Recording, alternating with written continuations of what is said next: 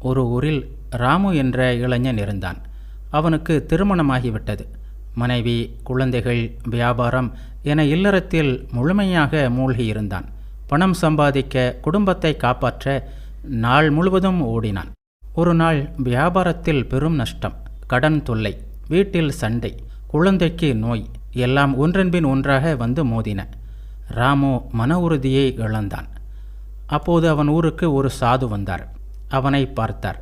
ஸ்ரீராமகிருஷ்ணரின் உபதேசம் ஒன்றை கூறினார். ராமு, பலாப்பழத்தை வெட்டும்போது கையில் எண்ணெய் தடவாமல் வெட்டினால் பிசின் ஒட்டிக்கொள்ளும், கழுவினாலும் போகாது. அதுபோல்தான் இல்லறம். இறைவன் மீது பக்தி என்ற எண்ணெயை மனதில் தடவிக்கொள். கடமைகளை செய், வியாபாரம், குடும்பம் எல்லாவற்றையும் செய்.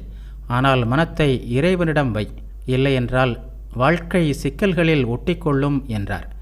ராமு புரிந்து கொண்டான்.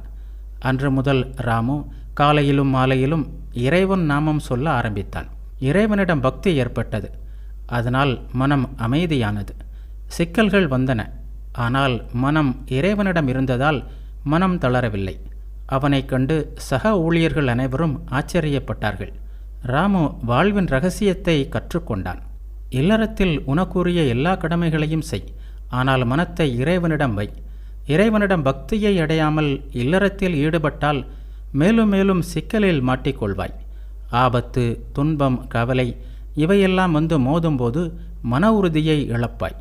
அது மட்டுமல்ல, உலகியல் விஷயங்களில் மனம் செல்கின்ற அளவுக்கு பற்றும் அதிகரிக்கும் என்று பகவான் ஸ்ரீராமகிருஷ்ணர் கூறுவார்.